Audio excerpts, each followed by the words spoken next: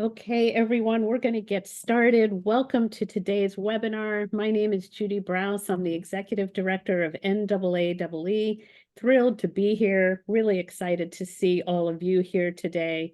And I'm super excited about today's webinar, which is all about climate change education and thinking about what people are doing across the country to advance this important work.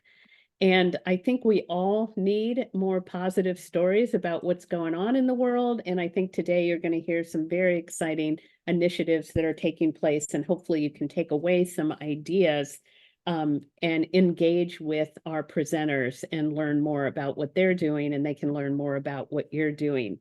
So we are lucky to have two amazing presenters to share their many years of experience working with climate change education, innovation, resilience, STEM, all kinds of good things. They're both running wonderful programs and organizations, and I'll introduce them more fully in a minute. But Manuela and Cyan, it's really great to have you here.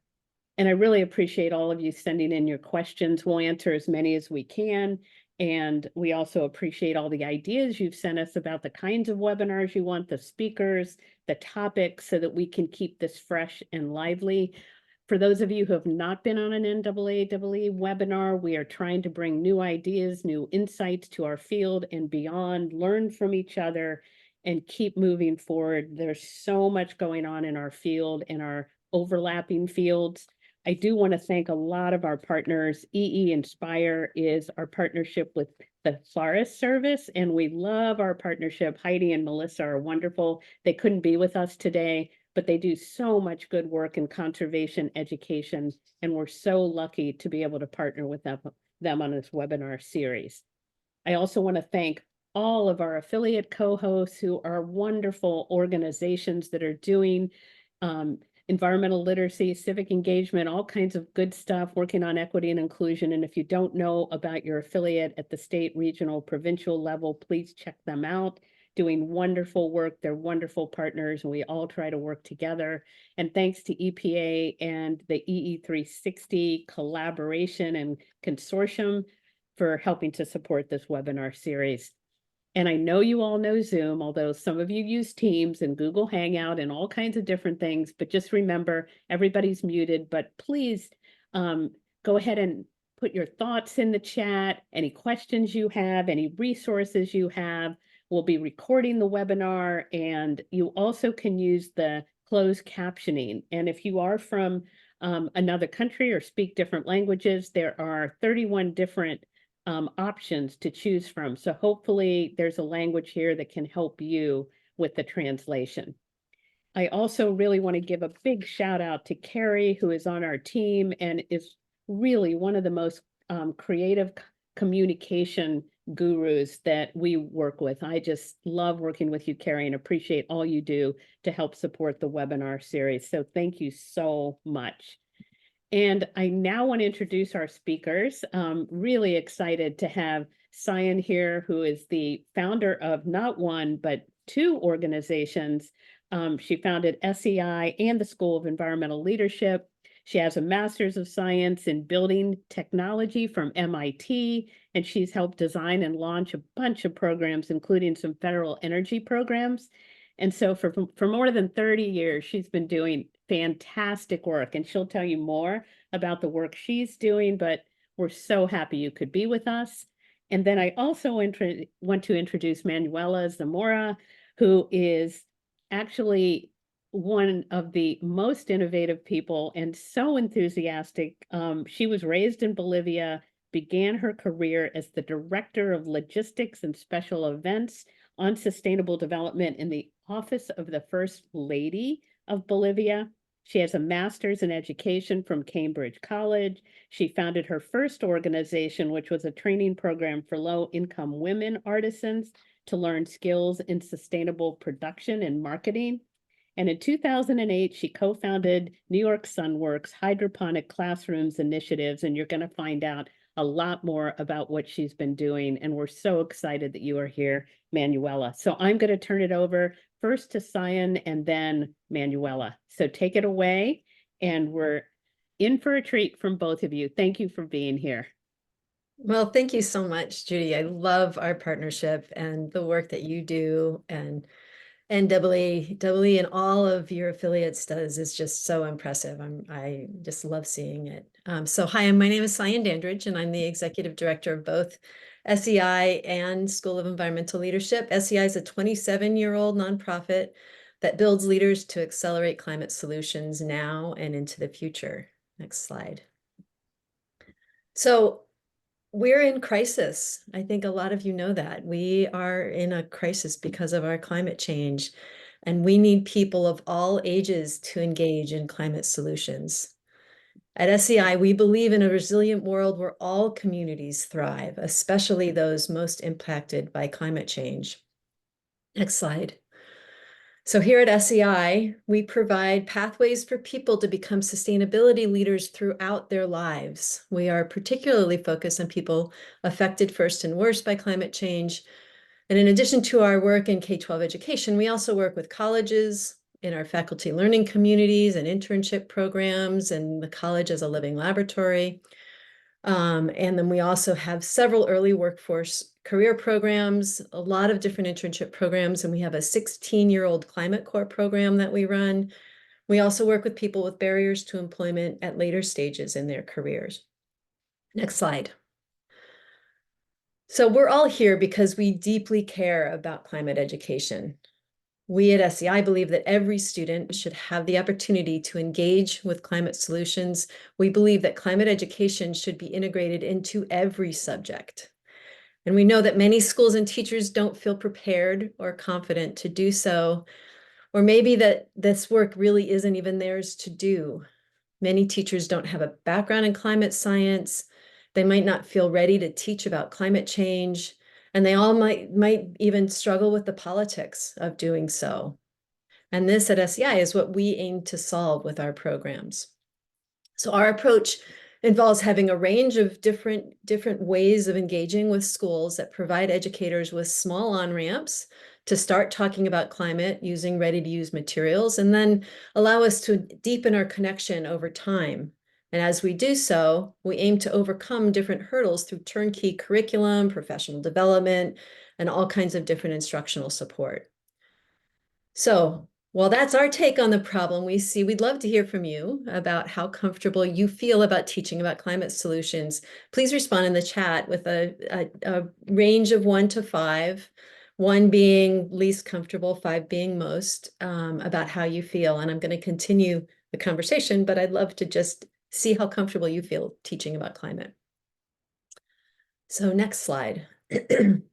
So as I mentioned, to ease into climate education, SEI hosts a number of different student challenges, including our annual Earth Day Challenge, which wraps up this week. With external funding, we provide teachers with project-based learning about the science of climate change, as well as the social and policy factors that influence climate change and lead to poor health and environmental injustice. Students make positive change through an environmental action civics campaign, and then resources that we provide are completely student-facing, so an educator can upload them to Google Classroom or use them as a subplan, or for students to work on while engaging in small groups. We've even had students participate completely on their own and win. Of course, many teachers choose to use them in their full classroom instruction as well. And the challenges are meant to be completed in as little as 4 class periods. So it's really just a small touch engagement to get people started into the world of teaching around climate change and climate solutions. So next slide.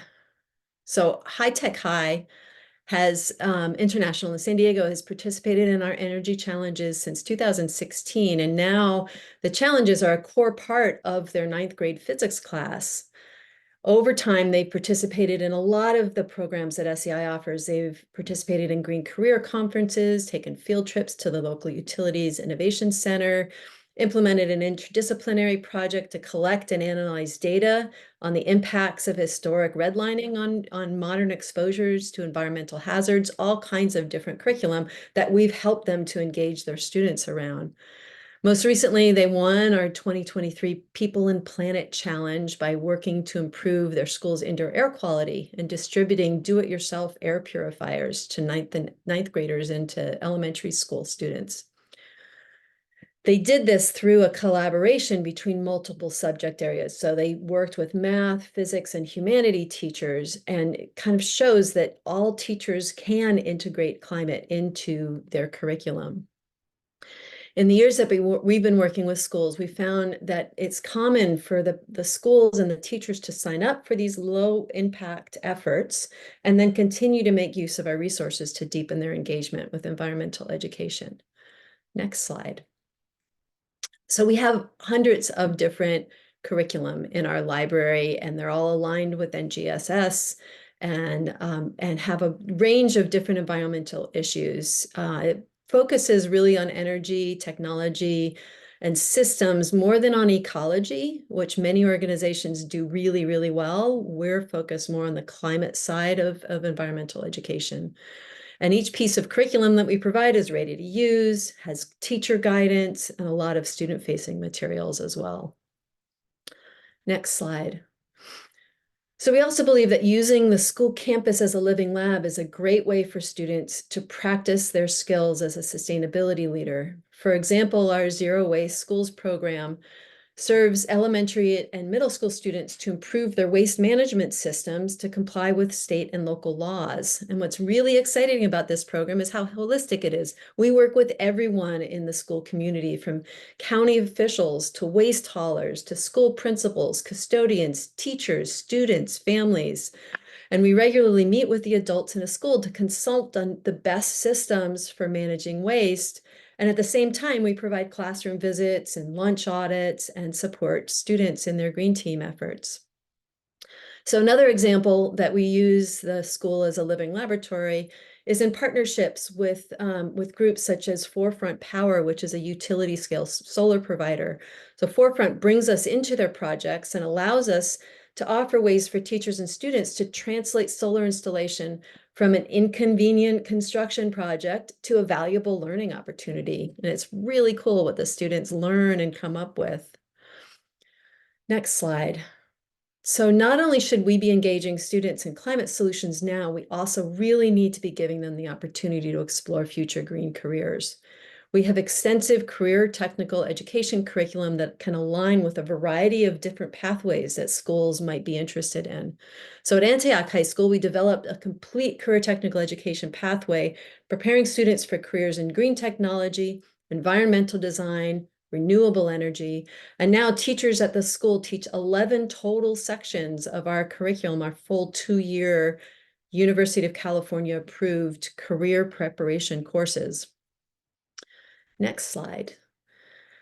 So all of these different offerings that I've been talking about from SEI really come together in our School of Environmental Leadership, which is a school within our local public high school. It's not a charter school. It's a school within a school designed to develop environmental leaders.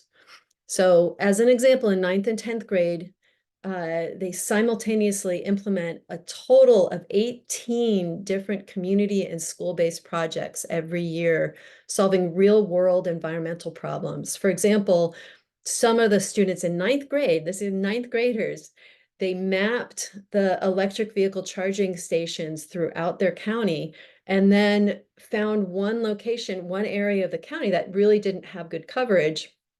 So negotiated with the charging station and with our national park to install an electric vehicle charging station. They wrote grants, and then they also had a ribbon cutting ceremony at the end.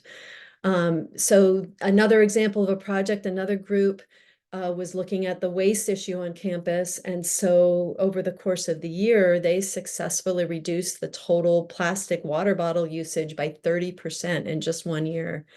So they do really meaningful, really meaty projects that both affect the community and the school. In addition, it's also a career technical education pathway for entrepreneurship.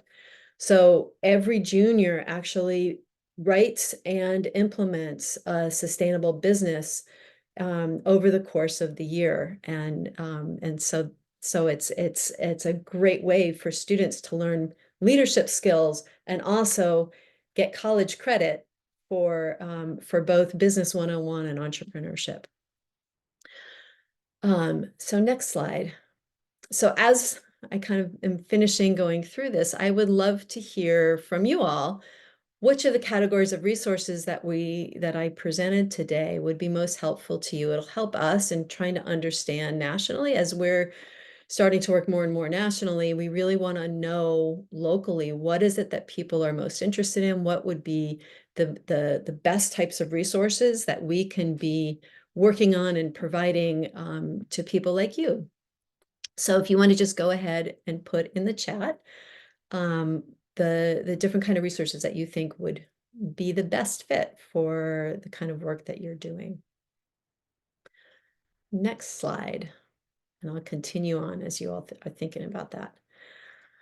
So today, students will need to live in a world in which both climate mitigation and adaptation are necessary, which is why we believe that every single job that these students are going into is a climate job. All students will need to be prepared for a future in which understanding environmental issues is vital to their lives as consumers and as citizens.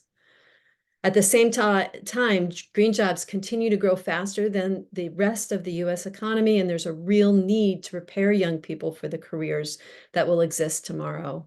We see incredible opportunities in making sure that each young person has equitable access to high-road green careers. One way to make sure this happens is by encouraging our youngest students to love this planet and to continue to engage with them throughout their school career. And finally, by providing them with high quality career technical education so that they can be in a position to be environmental leaders as adults. As we've seen in the examples today, this also involves turning school campuses into living labs for learning about everything from gardening to clean energy to environmental civic action, all while reducing the climate impact of school buildings themselves. So while SEI continues to grow and expand to new places, we keep that key goal in mind and look to build more ways for students to become the leaders we need to accelerate climate solutions. Next slide. Thank you so much for listening to our story and for your engagement with our questions. We would love to hear from you. If anything we discussed today left you curious or sparked an idea, please do reach out. Austin will be putting how to contact us into the chat. So thank you very much for your time. Cyan, this is Judy. That was fantastic. Can I ask you a question? The programs you outlined are so incredible. Given a lot of the research across the country that says teachers don't feel comfortable, confident, informed about climate change, how do you see that changing in California or where you work? Because it seems like we think there's a lot out there for educators, but they're not getting it. What are your thoughts on that? Yeah, I have a couple different thoughts on that. I think one of the things that I'm seeing more and more of is that when you're talking about ecology and talking about like natural resources, teachers have a lot more comfort in engaging their students with learning about the natural world. I think where they feel the biggest discomfort is around climate science. Climate change is a complicated thing to understand. I am seeing more and more that people are able to engage with it. We have a lot of resources around kind of health and wellness, as well as mental health relating to climate change. So we do a lot of work with that. And so humanities teachers are able to engage with that kind of information and that kind of curriculum. They don't have to teach about the hardcore science of climate change. They can talk about wellness and health and well-being. So I'm definitely seeing, I mean, what I am like seeing in an avalanche form is the interest by students. Students really, really Yep. want to understand and really want to know. And so teachers are really wanting to understand and to know. And that's why we do these kind of early interventions and then try and grow Yep. them over time.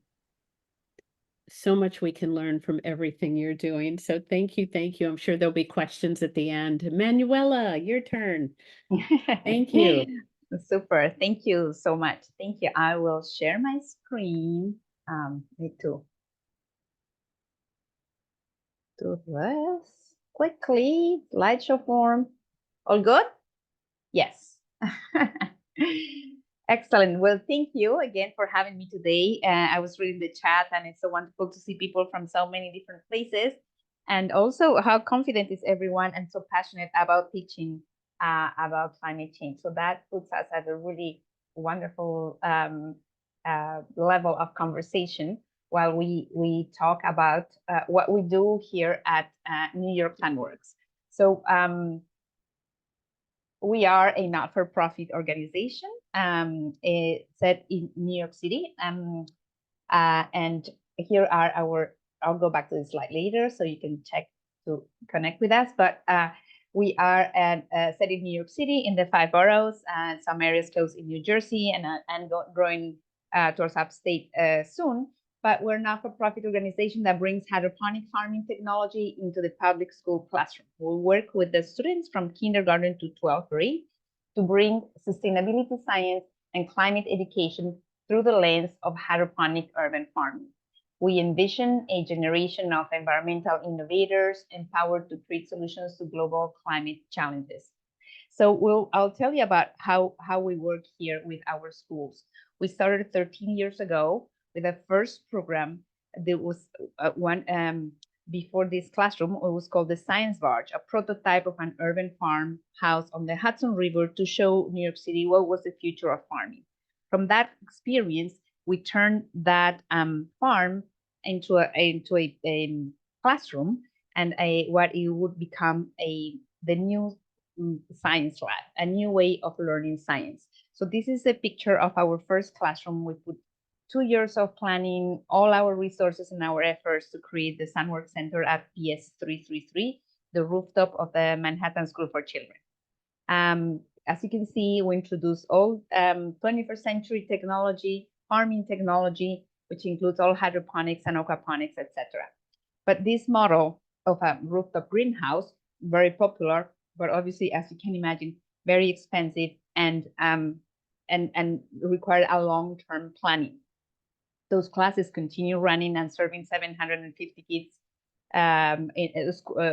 during the school year, 150 kids per day. So we use them a lot, but it wasn't really an easy way and an easy option to expand. So we created what is much easier to achieve and what we call the classroom conversion, a hydroponic classroom.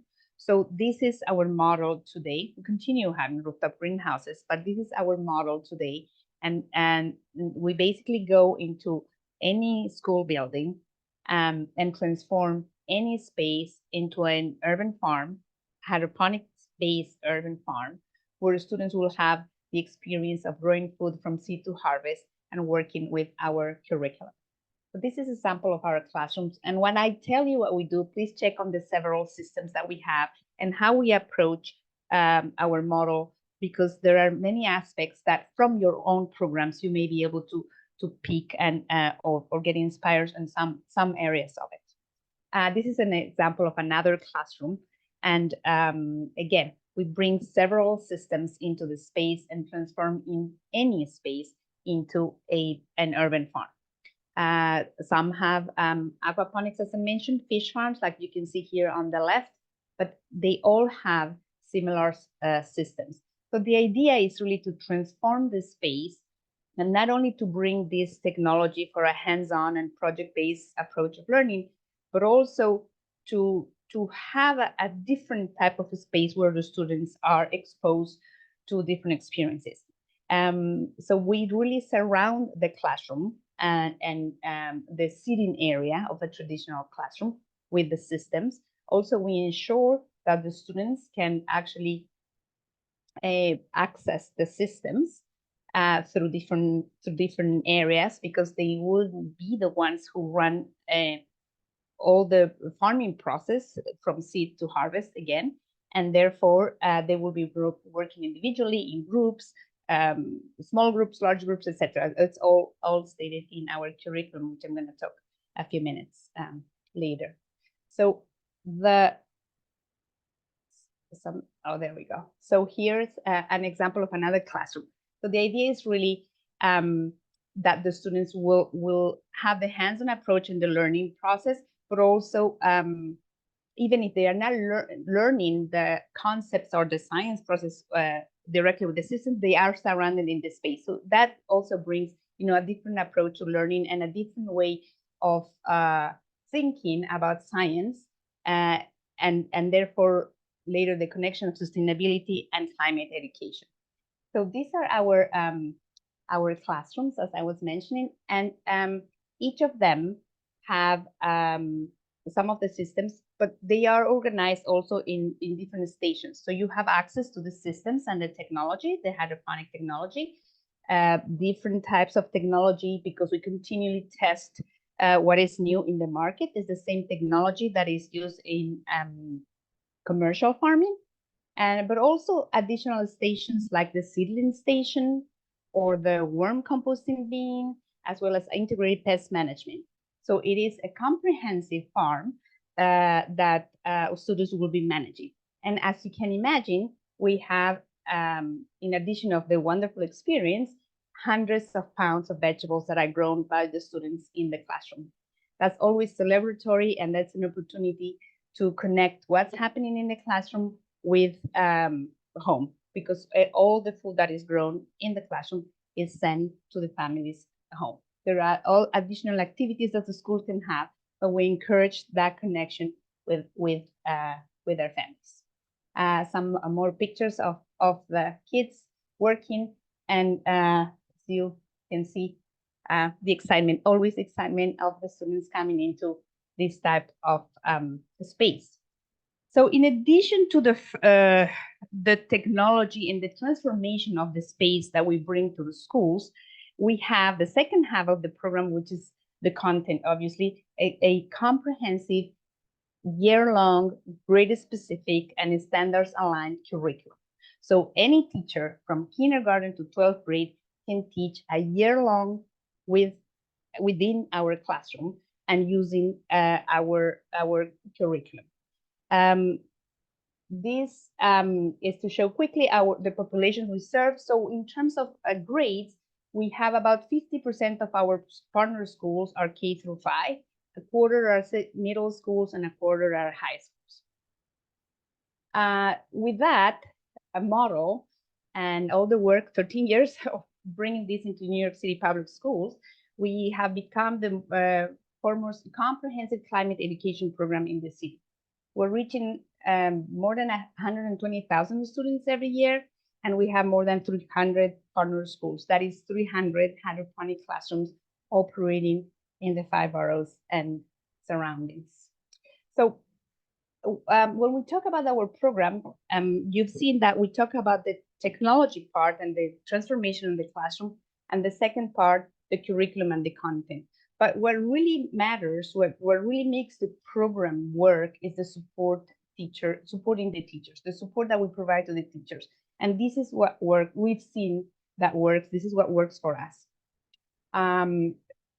As I mentioned, the content of the curriculum is key, because it is standards aligned with the next generation science standards. And it is inquiry based. It has, of course, tons of collaboration and opportunities for collaborative work, hands-on experiential learning, tons of data analysis, multimedia resources, differentiation, and assessment. Those are the core concepts that we use to build the curriculum. And the way that we bring sustainability, science, and education is really with every opportunity that the students have while they grow food, again, from seed to harvest. So quickly, for example, if students are learning about insects in first grade, we have the integrated pest management corner, where you've seen the ladybugs, or we also have parasitic wasps and other beneficial insects that are going to act and eat the pests, aphids, usually in New York City, and therefore the students will understand the importance of insects. They will follow the next generation science standards mandates to understand, for example, parts of the body of the insect, how many legs, how many antennas, etc. So that is covered, but at the same time, the students are understanding the importance of insects in that environment, and therefore the importance of insects in the bigger picture. So understanding the importance within their community, with the classroom, the community, maybe the neighborhood, and beyond. So that's how we connect the concepts of sustainability, and same idea to connect the concepts and the reasons of climate change, which will go deeper. All this is in our learning center. So every lesson, every image and video and picture, everything is accessible to the teachers to download from the learning center. And again, a year-long curriculum per grade. The support we provide, as I mentioned before, is really comprehensive. In addition to having set one-on-one sessions during our first year of partnership with the teachers, sessions on how to run the systems, but also how to understand and implement the curriculum. We have many, at least once a month, group sessions where we can discuss by grade or bigger pictures, bigger topics that several teachers may be interested. So we have, as you can see here, curriculum professional development opportunities to show the curriculum updates or new materials that might be available by grade, but also community events where teachers can participate, showing their work so other teachers can get inspired, or more specific on harvest program, etc., etc. Same to be able to provide technical support, understanding of the technical support. So again, I saw some images of our PD days, and the understanding that really teacher collaboration is key. Not only our support, but also the connectivity among the teachers themselves.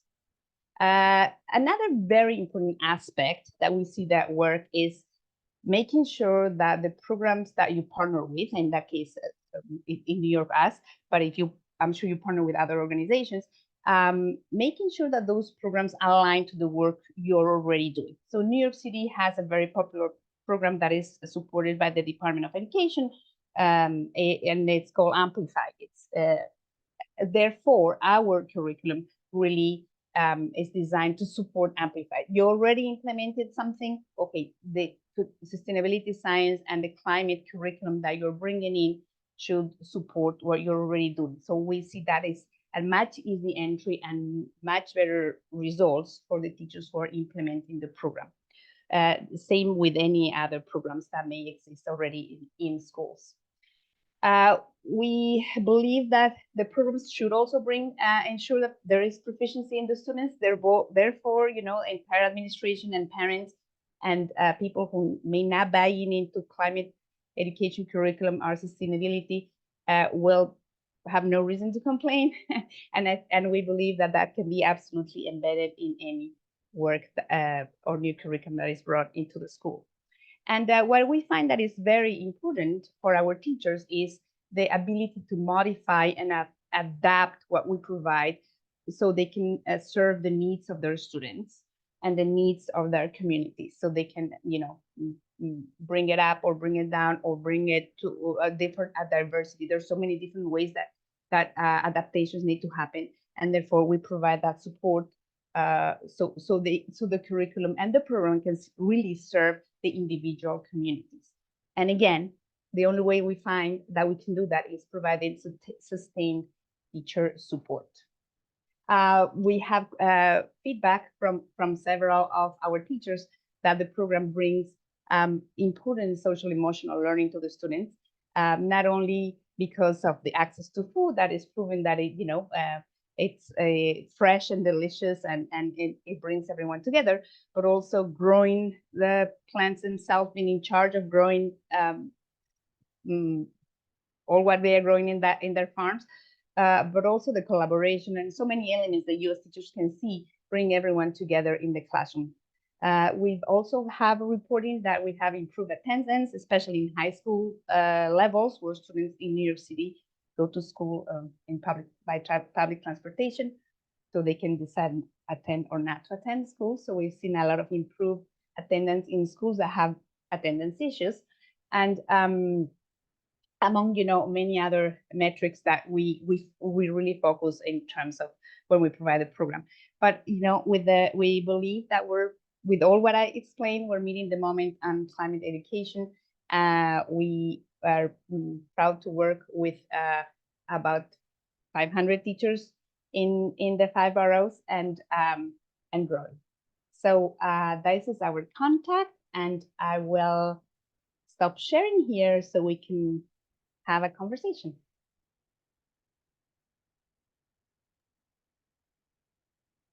Thank you so much, Manuela, and thank you again, Cyan. Now is the fun part where we get to just ask questions of both of you. We have a number of questions that have come in through the chat, and we had some other questions that came in earlier. But congratulations to both of you for the work that you are doing.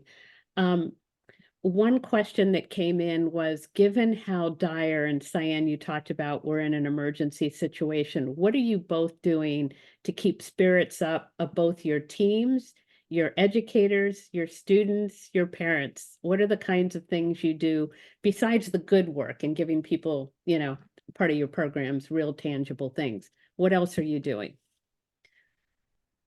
Yeah, I mean, we actually focus a lot on that because as you teach about climate science, you're teaching a lot of bad news. So a lot of what we do is really engaging students and having them be part of the solution so that they can really see change happen as they're working in their communities or working in their schools. And we also do a lot with social emotional learning and really helping them to understand you know, how this affects their emotional well-being. We do things like we teach mindfulness, we teach a lot of different, we do a lot of different things, do a lot of reflection so that another one of the activities that we've done, which is I love, is stories from the future, where they're in the future and it's a beautiful, bright future, and they write a story to themselves back in time saying, what did we do in order to get this beautiful, bright future? So it's this very positive looking outlook that they can create for themselves. It's a beautiful process. I recommend it. That's great. Have you ever worked with Bill Finnegan,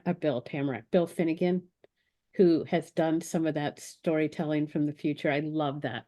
Manuela, what are you all doing? I'm sorry, because I was reading the chat and the questions, so I was very focused on the questions of the chat. Like, can you refresh? What were you asking? Well, it was more on kind of the socio-emotional, kind of Oh, the yes. the anxiety that so many adults and young people are facing. Yes, yes. And I want to answer at the same time, answer one question that one person was saying. Good. I mean, it kind of goes together. Was mentioning, well, usually in the place where this person works with climate education is usually related to people who work in agriculture or this kind of field.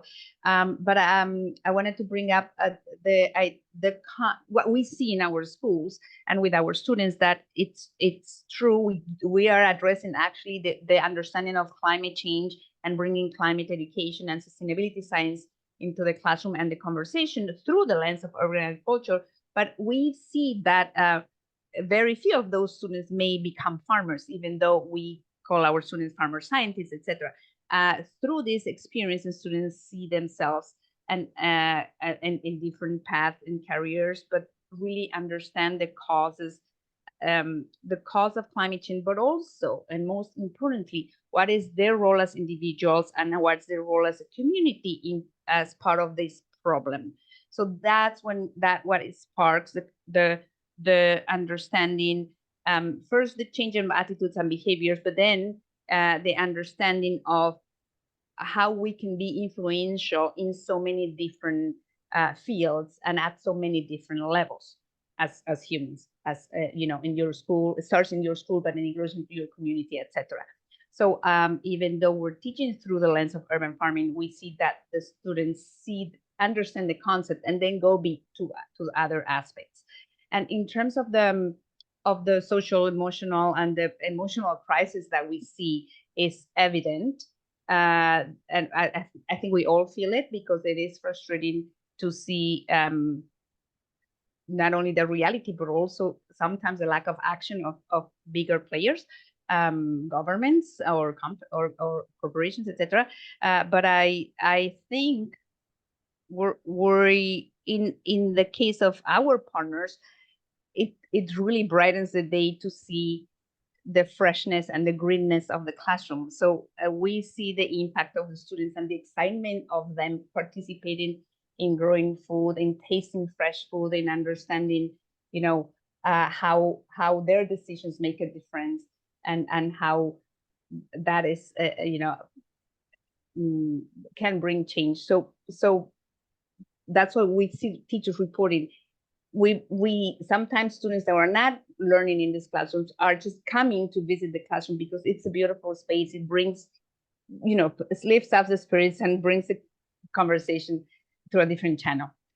That's their response, narrow through our program, because the problem is of course much bigger and complex. Yeah. Thank you both. And Carrie, I think you have another question.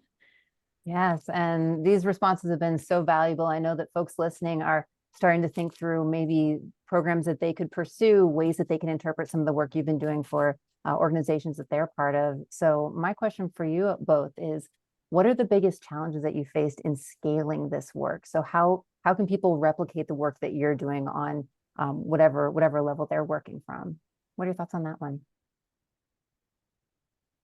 Yeah, I mean, we are a national organization. We do this work nationally. I think the biggest problem for us as an organization is that we can't be all things for everyone. And we do a lot, as you saw from my presentation. So really what we're involved in now is how can we be more of a consultant and teach other people on the strategies that we use and the ways that we engage with teachers, schools, districts.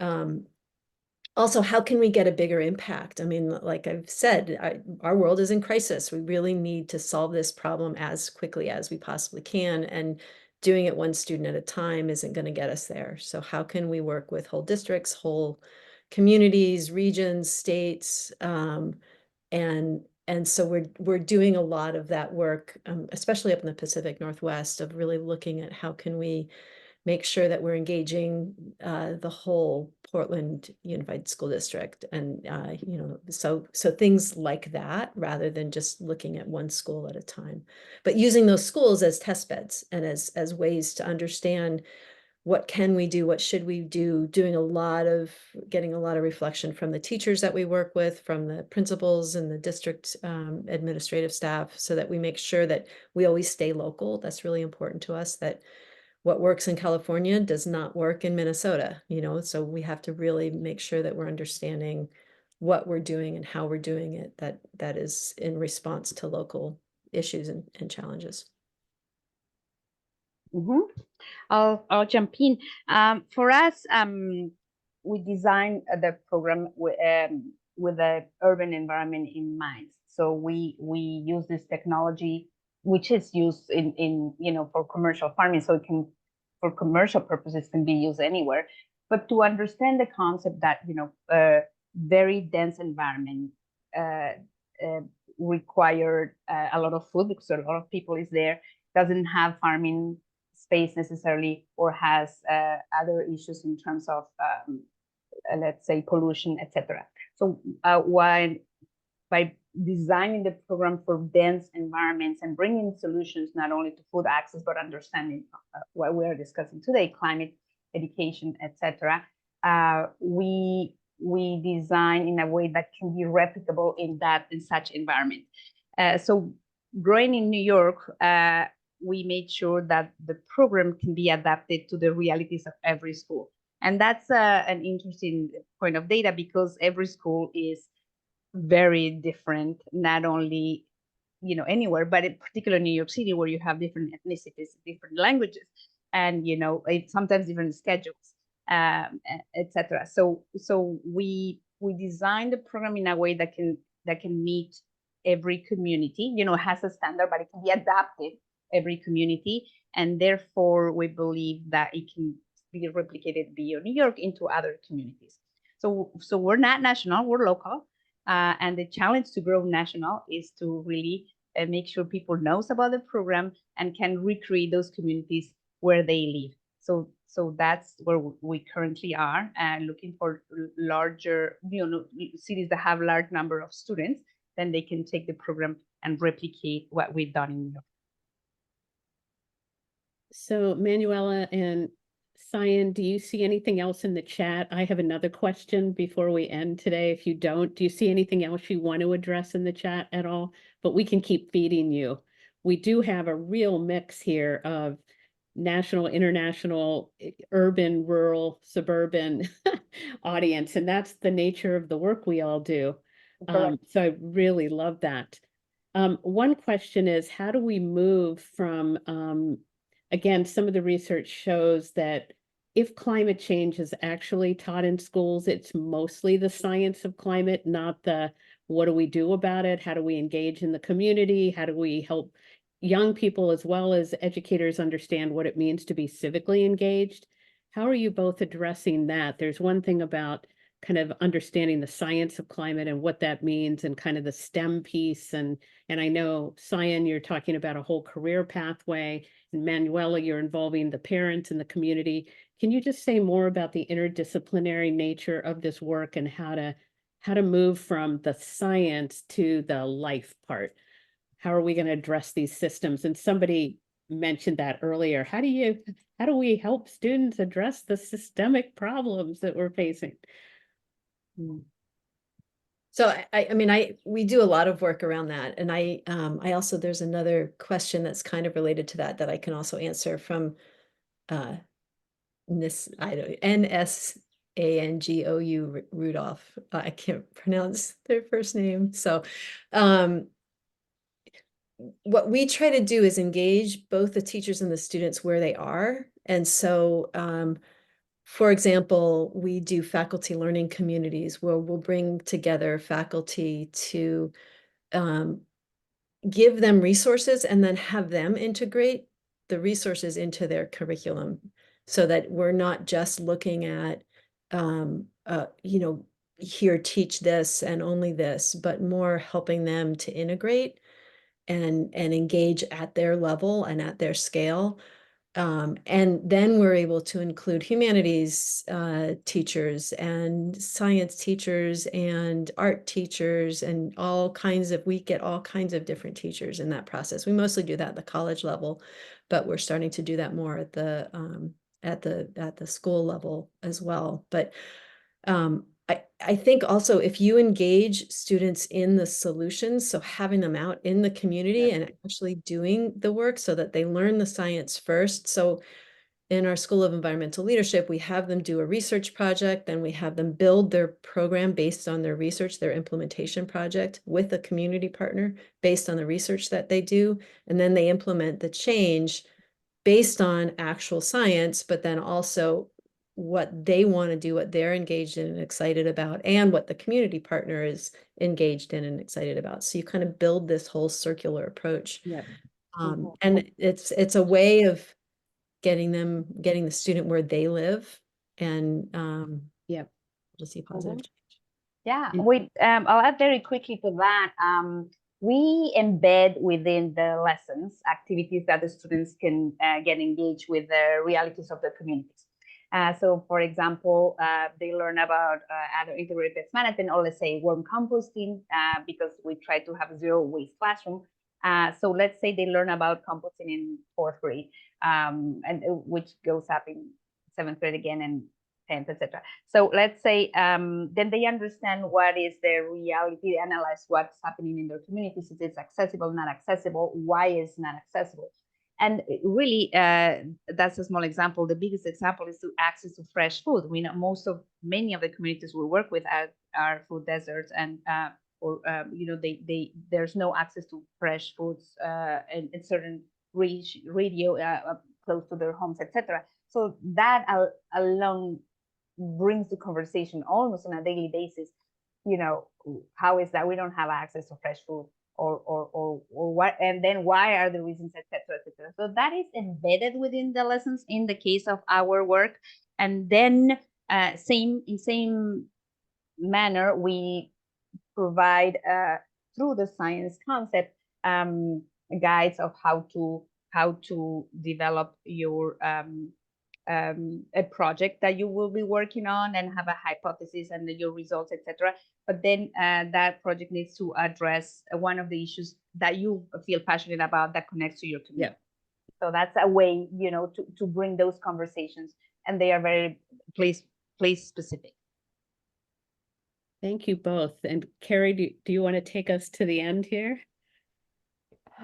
I sure will. Thank you again, both of you, for sharing so much about your programs. I know that there has been so much work that has gone on into them, and the photos, the examples, the data you have behind the impact of them is just phenomenal. So excited to hear more about your programs as they continue on. And Carrie, let's give them one last chance to say, Oh, sure. if any last words, Cyan and Manuel, before we go to the ending here, just any final thoughts to the audience. I mean, congratulations to the audience on all the work that they're doing in their communities. This is such important work, and we can't do it alone. We have to do it. It takes a village and a whole world to be doing this work. So grateful for all of you that I can't see. Thank you. Yes, yes. I'll say, if you don't have already, find a good partner. Ask a lot from your partner. Really work together. That's the best way to find support. Because as Sienna say, we can't do it alone. We need to collaborate, and collaboration is the great answer to achieve great things. So thank you for having us here today. Thank you both. Okay, now, Carrie, sorry to interrupt you. I just wanted to hear last thoughts. No, I love it. And again, this has just been such a wonderful conversation to listen to. So thank you both again. And for those of you who are spending this time just really listening and diving into the slides, we will be sharing the recording with you. You'll receive it in an email here in the coming days. And we'll also link to some of the resources that they shared so that you can make sure to explore what potential there is for you and your programs and share the incredible work they're doing. We also have coming up in the summer in July, our Natural Start nature-based early learning conference is taking place in Portland. It's also open for those who are wanting to attend virtually. So there's a website here you can check out, conference.naturalstart.org, to register and learn more about what's going to be happening with our early learning conference. We also have coming up in May another eeWEBINAR on the books. We'll be hosting several educators and researchers in a discussion about how we can support educators, students, the LGBTQ+ community, as legislation and teaching practices are under a variety of critiques and even criticisms. So this webinar is really poised to offer a clear picture of a landscape for LGBTQ+ legislation as it relates to EE specifically, and then practical principles for inclusion that can be used to support educators, students, and the community at large. So you can scan this QR code to register, and you can join us on May 30th for that conversation. But we also want to know, what topics do you want us to cover in the future? So we would love for you to visit the bit.ly link included here. There's also a QR code for that, to share what you've learned in today's conversation and topics you want us to dig into in the future. We would be happy to hear from you and what will be most valuable for you as you are exploring your role in environmental education. So again, thank you so much to our hosts, to our presenters, to everyone who helped make this possible. And to those of you attending, we love the questions and really appreciate the enthusiasm you have for programs like this that can positively impact your educators and your students and your communities.